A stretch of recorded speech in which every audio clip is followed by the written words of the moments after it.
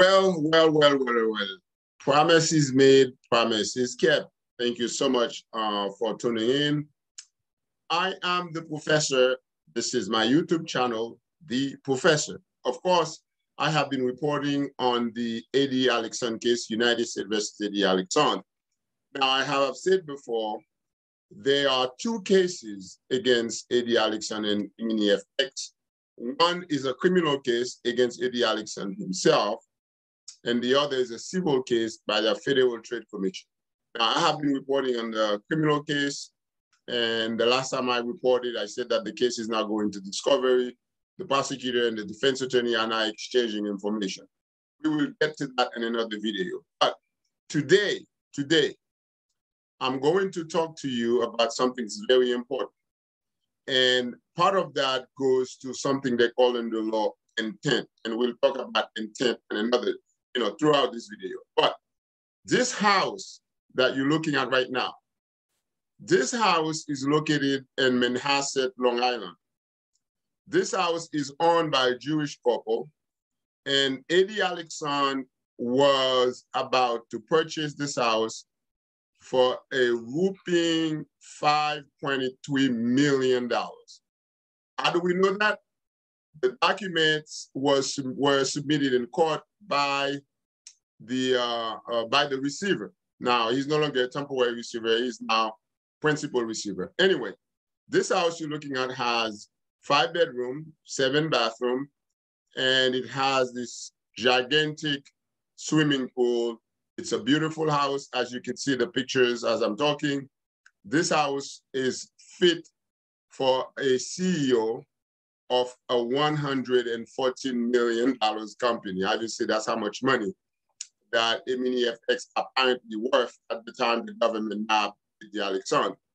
So let's talk about how did this come about. Of course, once the court appointed the receiver, the job of the receiver is to find the money, to find wherever the money is, whatever asset that Eddy Alexandre has, those assets would be seized by the government or by the receiver to make the investors whole in order to return as much money to the investors as possible. Now, they find out that Eddy Alexandre on April 12, 2022, about a month before Eddy Alexandre was arrested, he entered into a contract with the owner of the house located in Manhasset, Long Island. And the contract was the house. He was buying the house for $5,300,000 house. Now, this is not a small house. It is not a typical house. It's a house that only a millionaire, a person who's a multi-millionaire, could actually afford. Because if you're buying a house for $5 million, you can't be worth $6 million or even $10 million. So it has to be somebody worth hundreds of millions. So this is the house that Eddy Alexandre was buying. Now, this is how the government find out. When they see some of the documents from Eddy Alexandre, they found the contract. The receiver went to court and asked the judge to issue an order forcing the attorney for the seller to return the down payment. Guess how much the down payment was? The down payment is probably the price of some of you who are watching this video. Eddy Alexandre down payment for his $5.3 million house was probably a lot more than the worth of your own house. Now, this is it. $535,000 cash was what Eddy Alexandre gave to the attorneys for the seller of the house he was about to purchase. The government claimed that the $535,000, $500,000, came from the investors' fund. In other words, this money did not come from Eddy Alexandre's own money or Eddy Alexandre's own bank account. The money came from the investors' money. Now, that's a big, huge problem for Eddy Alexandre. And I can explain why this is going to be a big issue.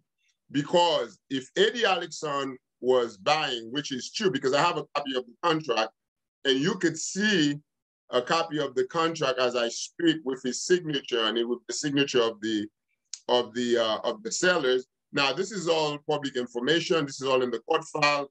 Of course, I have access to the court file. I can get those documents, and you will see those documents. Like I said, if you follow my channel, you'll know what's going on. Now, the question is, why would Eddy Alexandre buy a $5 million house? For what purpose?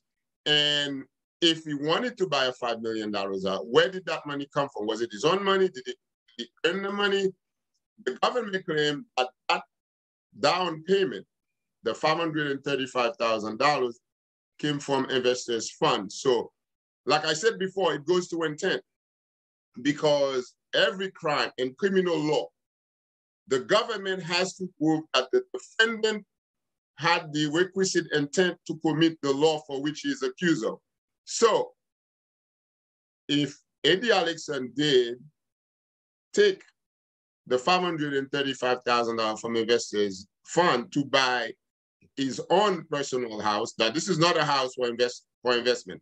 You see pictures of the house with the swimming pool, you know, all manicured lawn. This has nothing to do with investment. This is a house that he was buying for himself, and that money, according to the government, came from the investor. So that goes into the intent, what we call misappropriations of investors' fund. Because remember, there were two criminal counts, and that will count against him.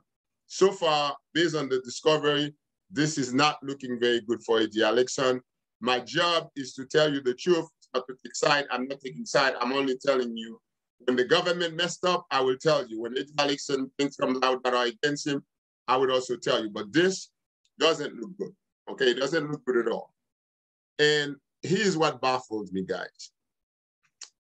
Eddy Alexandre was able to raise over $100 million from a community that we often say that the community are poor and people don't have any money, but hey, the man was $100 million in less than 6 months. So the community isn't poor. The Haitian community has money. You just don't know how to use your money, but you do have money. So the question becomes, if Eddy Alexandre wasn't arrested on May 12th, he would have eventually closed in that house. And based on the file, Eddy Alexandre was not looking for a mortgage to pay for the house. He was going to pay cash for that house.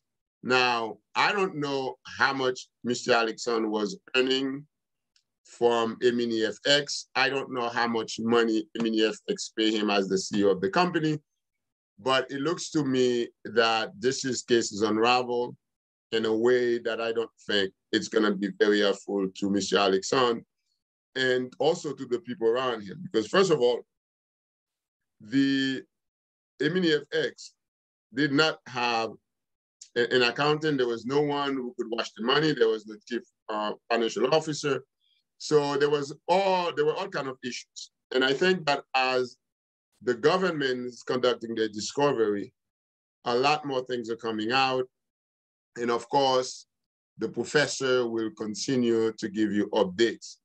So please keep watching the videos. If you haven't subscribed, subscribe, because when you subscribe, whenever I put out a video, you will know, because you will get notice of it. But if you don't subscribe, you may not know, because I try to keep you updated, you know, every week, letting you know what's going on. But right now, this is what's going on in the case. It's the $5.3 million house that Mr. Alexandre was, according to the government, about to purchase with investors' money, not with his own money, which go to his intent, okay?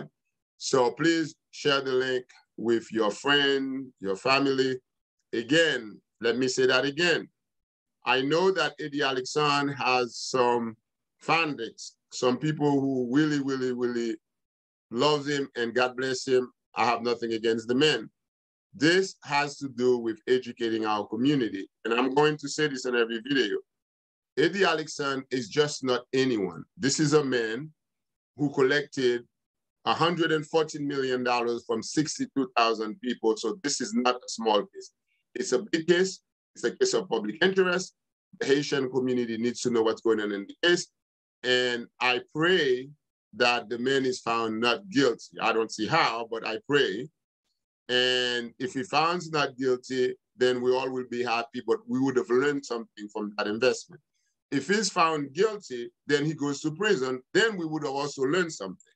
So either way, we have to be willing to listen to things that we don't like to hear. Some of you would like to hear all positive all the time, but that's not the way life works. It's not always positive. Sometimes negative things happen. For example, this $500,000 that the receiver found, and the judge did order the lawyer to return the money to the receiver. The receiver got that money, and the receiver wrote a letter to the judge, and that letter, the receiver said that money apparently, most likely, came from investors' fund, because that's where the money came from. That's the account the money came from. They listed the account. This is the account that a lot of investors, either their money were kept in that account, or Eddy Alexandre had directed them to send money to that account. So in any event, this is not a good thing for Eddy Alexandre. I don't know what his defense would be to basically misappropriating investors' fund to buy himself a multi-million-dollar house. I don't know what's going to happen. But the only thing I could tell you, that house looks nice. I would love to have a house like this. It's a beautiful house. Beautiful house. So the man has taste. So, say what you want about Eddy Alexandre, but he has this.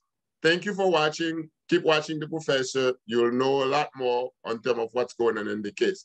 Thank you. Adios. Hasta la vista.